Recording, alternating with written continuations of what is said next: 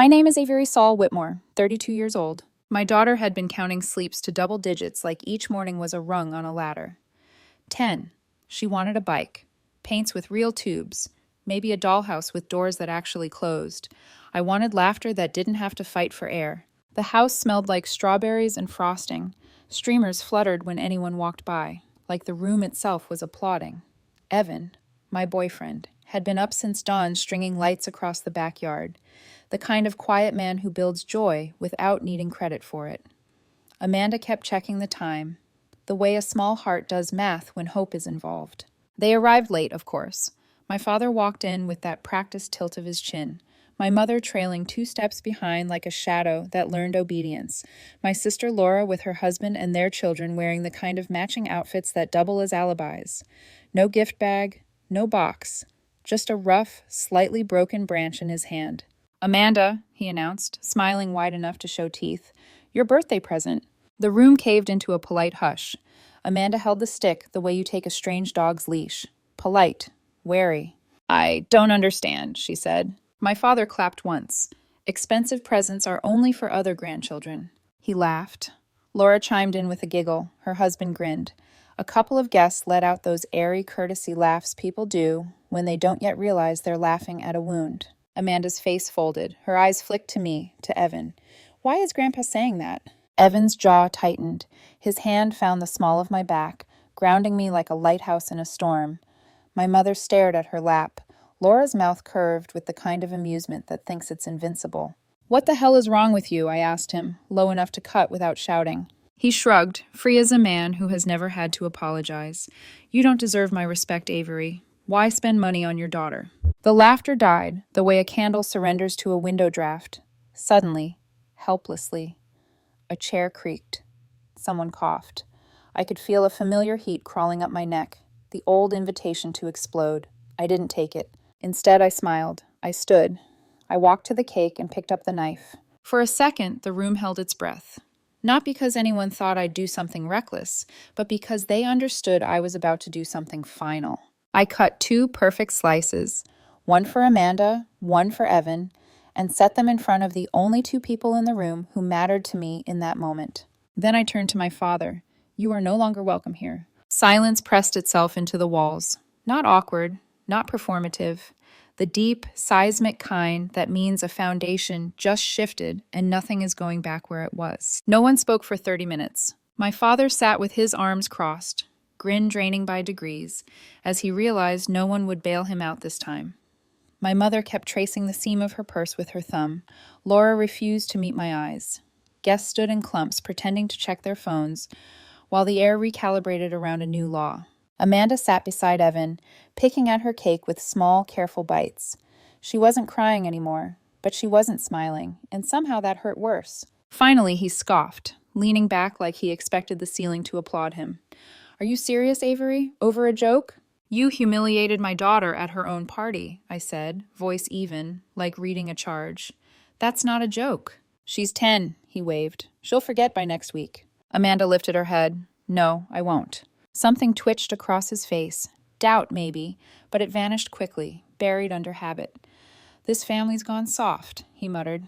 "Get out," I said. He laughed, sharp and ugly. "You're kicking your own father out because you didn't like his gift?" Evan stood, calm as a verdict. "Leave, now." My mother finally raised her eyes, mouth thin, gaze darting between us like a bird trapped in a house. Laura tried to smooth it all with that dismissive little laugh. "Dad was just—" "You think it's okay that he treats Amanda like garbage while your kids get everything?" I asked her. She shrugged, started a sentence with, "Maybe if you weren't so," and I let the rest die on the floor between us. "Let's be clear," I said, looking at all of them at once. "Dad has never respected me. He's always favored you, Laura. Fine, but the part where Amanda feels less than, that ends today." My father pushed his chair back, jaw hard. "The victim complex on you. You walked into my little girl's birthday party and handed her a stick, then announced you only buy real gifts for other grandchildren." I stepped closer, not loud, just undeniable. "That's not a complex. That's you being a selfish, bitter old man." For the first time in my life, he had nothing ready to throw back. He stared, fists curling, a king trying to remember where he misplaced his crown. I turned to my mother. "And you?" Are you going to sit there and let him do this? She hesitated, and when she spoke, her voice was smaller than I'd expected, but clear. I didn't know he was going to do that. My father snapped toward her. Oh, don't start. She kept her eyes on me. Avery's right. It wasn't a joke. It was cruel. Laura gaped. Mom? My mother stood. We should go. My father gave a hollow laugh I'd never heard before. You're on her side now? She didn't say yes. She simply picked up her purse and headed for the door. The absence of her no was louder than any yes could have been. Both of you, out, I said. My mother paused at the threshold and looked at Amanda. An apology, late but honest, then left. My father lingered, scanning the room for allies, and finding only people suddenly fascinated by the floor. You're a joke, he spat at me. Out, I repeated. He shook his head and barked a laugh. Fine, but don't come crawling back when you realize you can't cut me out. I opened the door without a word. He stepped through, then pivoted toward Laura. You coming? Of course she was. She grabbed her husband's arm. The three of them left together. The door clicked shut. The room stalled. No one knew whether to resume the party or pretend it had never started. Amanda broke. She folded into Evan, sobbing, and he knelt, whispering something I couldn't hear. I crouched, smoothing a curl from her forehead. Honey, I said, keeping my voice steady by force. It's okay. Why does Grandpa hate me? She asked, wrecked in the tiny way only a child can be. Evan closed his eyes. I breathed in through my nose, slow. He doesn't hate you, I said. He just doesn't know how to be a good person. But he's nice to Aunt Laura's kids. I swallowed the truth. I know, it isn't fair, but listen to me. We love you more than anything. You don't need him to be happy. She wiped her nose with her sleeve, brave in the way children teach themselves to be. My party is ruined. She wasn't wrong. The candles had wept themselves into misshapen wax. The presents felt weightless and loud. Guests mumbled apologies as they slipped out, grateful to escape the gravity of a family finally telling the truth. I watched my daughter trying to smile through the ache and understood something that made my hands stop shaking. This wasn't over because I hadn't let it end. My father thought he'd scored another petty victory, another scar to hang above a mantle only he worshipped. He'd forget, because he always did. Amanda wouldn't. I stood, the decision settling over me like a well-tailored coat. He loved control. He built a life out of making people orbit him. My mother, my sister, me. There was one thing he had never controlled, no matter how loudly he pretended. My business. Fine. He wanted to play cruel games. I'd play smarter. And for once in his life, he wouldn't see the ending coming. I didn't sleep that night. I lay awake listening to the refrigerator hum and the occasional car pass, counting the hours between my daughter's small breaths. Every time I closed my eyes, I saw Amanda holding that stick like it might bite.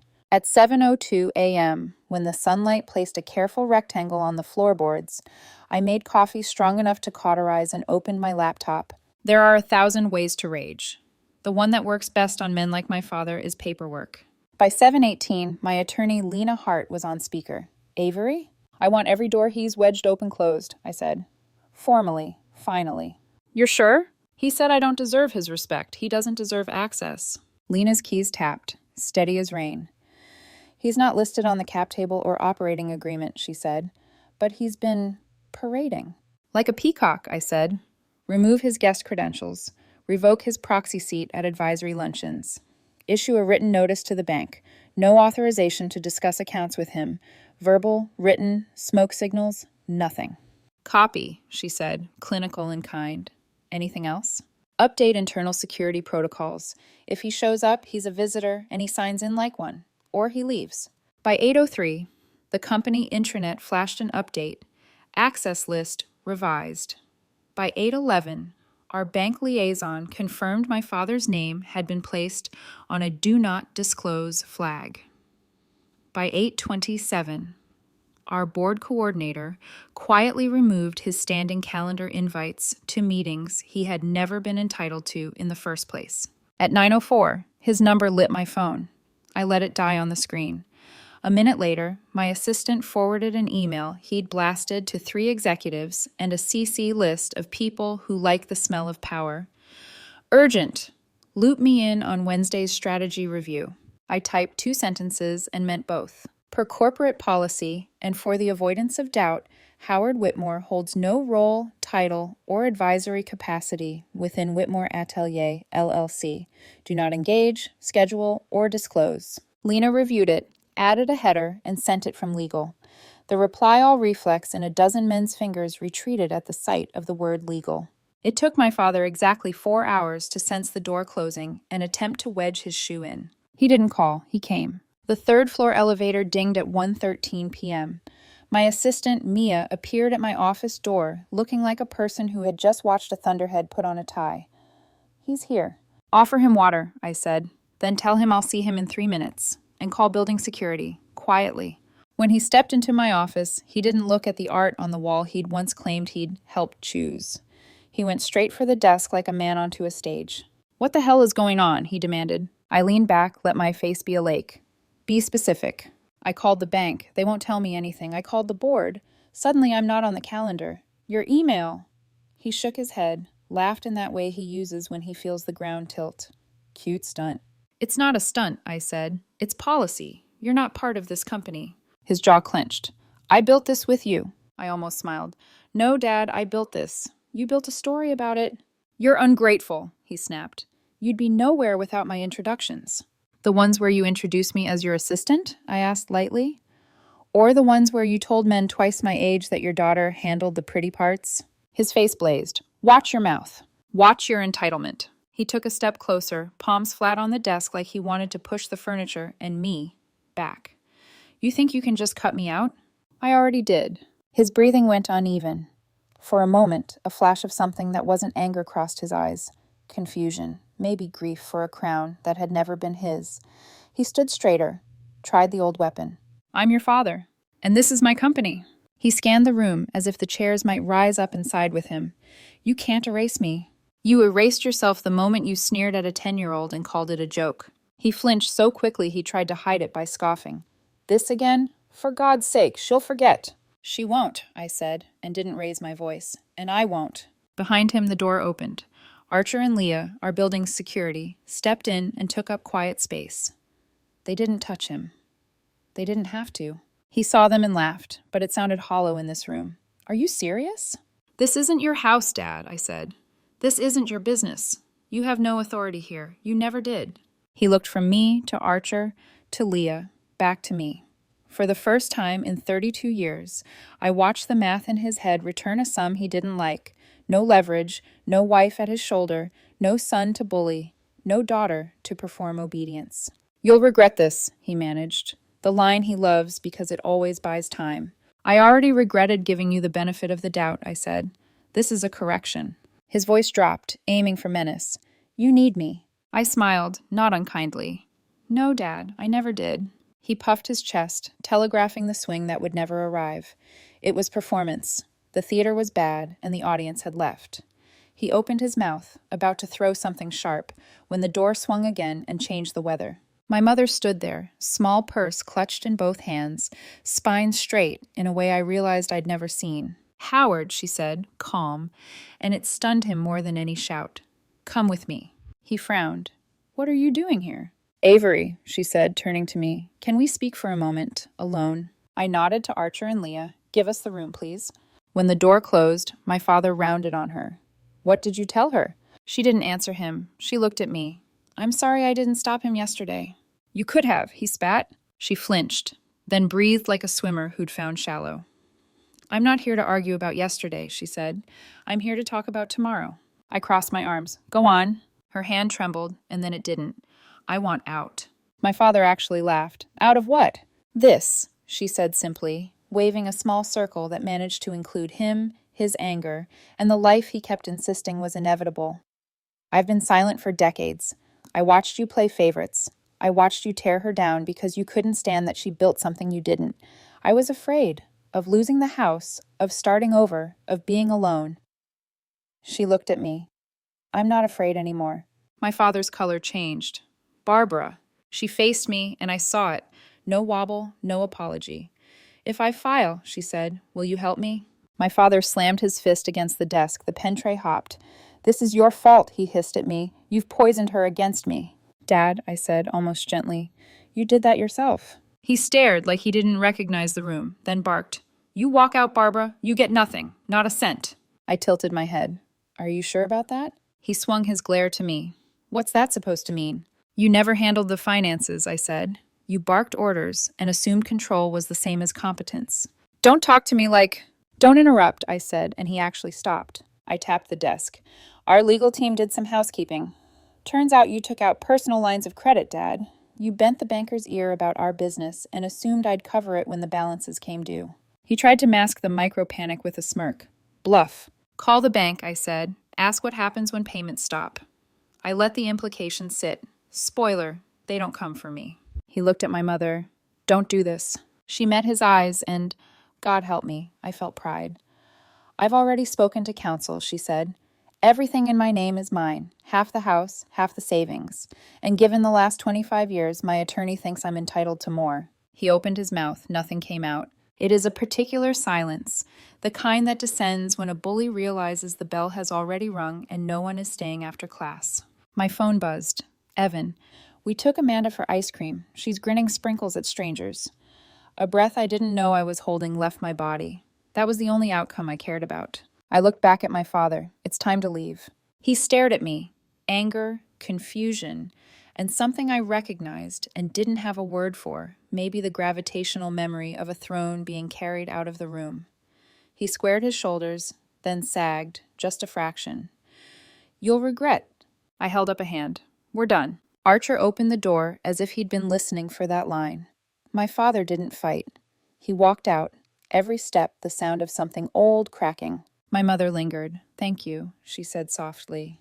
For what? For reminding me I still have a choice. She followed him into the hall, not behind, beside. I closed my laptop. The room was quiet. The company hummed beyond the glass, indifferent to the drama, devoted to the work. Through the window, I could see two designers arguing about font weights like the fate of the world hinged on the right bold. Rage had wanted spectacle. Love wanted systems. I chose love. When I left the office that evening, the air outside smelled like rain that never arrived. I drove toward the ice cream shop where Amanda would be pressing her face to the display, arguing the philosophy of toppings with Evan like it mattered, and it did. The stick was already in the trash. The memory would stay a while, but the story had changed hands. He loved control. I love my daughter. In the ledger that actually counts, that's the only line that matters. When I woke up the next morning, sunlight spilled across my bed like an apology, the kind that doesn't fix what's broken, but tells you you're finally free to stop bleeding for someone else. It had been a long time since my house felt quiet in a way that wasn't tense. Amanda was humming in the kitchen, her small voice rising and falling between notes of a song she'd made up about pancakes. Evan was laughing softly, pretending to burn the next batch just to make her giggle. For the first time in months, my home didn't smell like fear. It smelled like cinnamon and peace. I should have known that meant the phone was about to ring. It was my mother. Avery, she said, her voice tight, formal, like she was calling from inside a courtroom. He's gone. I sat up. Gone where? She hesitated. Not missing, just out. He left last night after you threw him out of your office. Took the car, a few clothes. He hasn't come home. I waited. And you? I packed a bag too. Good. Silence stretched between us, soft but heavy. Then she said, You meant what you said yesterday, didn't you? About him not being welcome back. I did. I could hear her breathing, slow, steady. Then you should know something, she said finally. I've filed the papers. Divorce, separation, financial review, everything. You already filed? I had them ready, she admitted. Your lawyer, Lena, gave me the name of someone she trusted months ago. I didn't know if I'd ever use it, but after last night... She trailed off. My throat tightened. You don't have to explain. I know. She exhaled. I'm not doing this for revenge. I'm doing it because I don't want to die in a life I stopped choosing years ago. There was a pause, then quietly. He took out more loans, didn't he? Yes, I said. In his name, assuming I'd clean them up. The bank's already been notified. She gave a small, humorless laugh. Of course he did, always counting on someone else to pay the bill. That afternoon, I drove to her house. Half the living room was empty. The shelves where his trophies used to stand were bare. The wedding photo, cracked frame, face turned down, sat on the counter beside an open envelope stamped with legal letterhead. My mother looked small but steady, like a match that refused to go out. "You're sure about this?" I asked. She nodded. "I've already moved the accounts into my name. The house will be sold. I'll keep half the proceeds." "And him?" She smiled faintly. "He's about to discover that the world doesn't run on his permission." I stood there for a moment, just watching her. The woman who used to whisper apologies after every argument now sounded like she owned the ground she stood on. It hit me then, how long she'd been waiting for someone to show her it was okay to stop waiting. Later that week, the first email from his lawyer arrived. Cold, predictable, full of outrage, disguised as formality. My client was under the impression that his contributions to Whitmore Atelier were both substantive and material. We request clarification on his removal from all corporate correspondence and financial access. Lena and I sat across from each other in my office as she read it aloud, her expression unreadable. "He's still pretending he was ever part of this," I muttered. Lena smirked. "Let him pretend. It's useful when people put their lies in writing." She drafted a response that was as sharp as it was polite. Mr. Whitmore held no financial, creative, or managerial role within Whitmore Atelier, LLC. All statements to the contrary constitute misrepresentation and will be treated accordingly. We sent it at 2:17 p.m. At 2:19, my phone buzzed. It was a message from my father. "You think this is over? You've turned your mother against me. You'll regret humiliating me. You owe me everything you have." I read it once, then again. "Block him," Lena said. I didn't, not yet. I just replied with one line. "The only thing I owe you is distance." Then I muted the conversation and turned off the phone. By Thursday, my mother had moved into a small apartment by the river. It wasn't big, but it was bright. She hung up her own curtains, bought herself flowers, and sent me a picture of her kitchen counter lined with glass jars of tea. The caption read, "I haven't boiled water for anyone but myself in decades.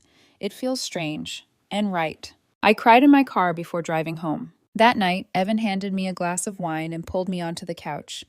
"You did it," he said. "You broke the pattern." "Feels like I broke more than that." "Sometimes breaking is just another way of rebuilding," he said. Amanda padded into the room in her pajamas, climbed into my lap, and curled up against me. She smelled like soap and frosting and sleep. "Mommy," she murmured, "is Grandpa gone forever?" "Yes, sweetheart." "Good," she whispered. "He made you sad." I kissed the top of her head, my throat burning. "Not anymore." A week later, a letter arrived at the office. Official stationery, my father's scrawl on the envelope. Inside was a single page. "You think you won, but all empires fall, Avery. You'll come running back when you need me." I folded it once, placed it in a folder labeled Unfinished Business, and slid it into the cabinet I never opened twice. Because I knew something he didn't. Empires built on cruelty don't fall. They dissolve. Quietly. Piece by piece. Until there's nothing left but the echo of a man who thought power was the same as love. A few weeks later, my mother called again. Her voice was lighter, almost amused. "He's trying to claim your business on his taxes," she said. I nearly laughed. "Of course he is. What do you want me to do?" "Nothing," I said. "Let him dig. He'll find nothing buried there except his own debts." She chuckled softly. "I almost feel sorry for him." "Don't," I said. "He never felt sorry for us." There was a pause. Then she said something I hadn't expected. "You know what the best part is?" "What?" "I don't hate him. I just don't need him." And somehow that felt like the real victory. That night, Evan and I sat on the porch watching the sky bruise itself into evening. Amanda was asleep inside, her stuffed animals lined up like a jury around her pillow.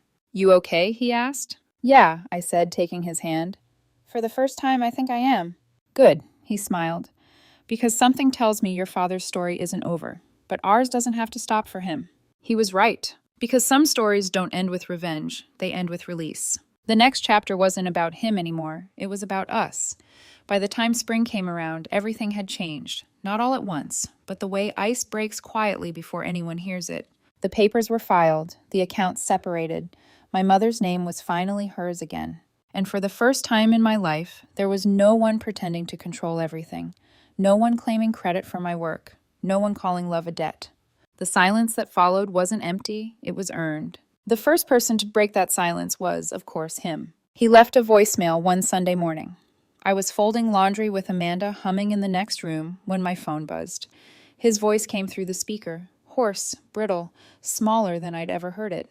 "Avery, I don't know what your mother's told you. I don't know what she's done, but you've gone too far. I'm still your father. You can't just erase me." Then a pause. The sound of breathing, shaky and uneven. "You think you've won something, but all you've done is destroy this family." I deleted it without replaying. A minute later, Amanda came running in with a crayon drawing of our house.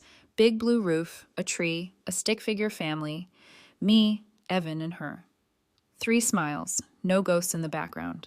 "Do you like it?" she asked. "I love it," I said, and I meant it. 2 months later, I was sitting in my office when Lena came in, holding a folder. "He filed for bankruptcy," she said. "Those loans you found, the ones he assumed you'd pay, they caught up to him." I didn't smile. I didn't even feel vindicated. I just nodded. "Is he okay?" I asked, surprising both of us. Lena shrugged. "He'll have to be." That weekend, I took Amanda to the park. She was wearing her favorite yellow dress, the one with the little sun stitched on the collar. "Mommy," she said between swings, "are we going to see Grandma soon?" "Yes, she's taking us to the art fair next week." Her face lit up. "Can I show her my painting?" "Of course you can." Then quieter. "Will Grandpa be there?" I pushed the swing gently, the air moving through her hair like gold ribbons. "No, sweetheart," I said. "Grandpa's not part of our story anymore." She was quiet for a moment, thinking the way children do. Big thoughts in small bodies. "Good," she said finally. "He made you sad." I smiled. Not anymore. A few days later, my mother came over for dinner. She looked different, lighter. She'd cut her hair short, traded pearls for a simple silver necklace. "I got a job," she said as we sat down to eat. "What kind?" "Receptionist at the art center downtown. It's nothing fancy, but it's mine." Amanda gasped. "Grandma, you work where they have paintings?" "That's right," my mother said with a grin. "And I get to see them every day." For a moment, watching them laugh together, I thought about how small decisions could rewrite entire generations. Maybe this was what healing actually looked like. Not perfection, just choice. Later that night, after my mother had gone home and Amanda was asleep, I sat on the porch with Evan. The air smelled like rain that hadn't yet arrived. "You ever think about him?" Evan asked. "Sometimes," I admitted, "but mostly when I'm trying to figure out how not to become him." "You won't," he said simply. "You already broke the pattern." I leaned my head on his shoulder. "Do you think he'll ever call again?" "He'll try," Evan said. "People like him always try, but you don't have to answer." And that was the difference. For the first time, I truly didn't. Weeks passed. The company thrived. Clients called. Projects rolled. Life went on. Not bigger, just clearer. Then, one afternoon, Lena knocked on my office door again, holding another folder. "Your mother's divorce finalized," she said. "The settlement's clean. She kept half the house, half the savings, and full ownership of her new life." I exhaled, long and slow. "Good." Lena hesitated. "There's one more thing." Inside the folder was a copy of a signed statement, my father's. He had relinquished any claim, financial or familial, to my company. His signature, scrawled at the bottom, looked smaller than I remembered. "Why'd he sign it?" I asked. Lena smiled faintly. "Because when you have nothing left to hold over people, you finally start letting go." I stared at the page for a long time, then folded it neatly and placed it in a drawer. The last piece of him, filed away where it couldn't touch me. That night, I came home early. Amanda was sitting at the kitchen table, coloring. Evan was washing dishes, humming softly. "Long day?" he asked. "Long life," I said, smiling. He wiped his hands and came over, pressing a kiss to my forehead. "You look lighter." "Maybe I am." Amanda looked up from her drawing. "Mommy, can I tell you something?" "Always." She leaned forward, whispering like it was a secret meant for the whole world. "When I grow up, I want to be like you." The words landed somewhere deep, in the part of me that used to ache from trying too hard to please people who never deserved it. I crouched beside her. "Then promise me something," I said. She nodded. "Never let anyone make you feel small, just so they can feel big." She tilted her head. "Like Grandpa?" I smiled. "Exactly." She went back to coloring, humming the same made-up tune she'd been singing since the morning of her birthday, before everything broke, before everything rebuilt. Sometimes, when I'm the last one awake, I stand by the window and watch the city breathe. I think about my father. Not the monster he became, but the man he could have been if he'd ever learned that love isn't currency. He'll never understand that, but I do, and that's enough. Amanda's stick, the one he handed her like an insult, sits in a glass case in my office now. Not as a wound, but as a reminder. Because the day he gave my daughter that broken branch, he thought he was reminding me of my place. But really, he handed me proof of something else entirely. That I'd never need him again. That sometimes the things meant to humiliate you are the same things that set you free. The world didn't end when I told him to leave. It began. My daughter's laughter fills the house again. My mother calls just to talk, not to ask for permission. And I wake up every day knowing the cycle stopped with me. He'll live out his days surrounded by the silence he created, the one he used to weaponize against us. But mine is the good kind of silence, the kind that comes after healing, the kind that feels like home.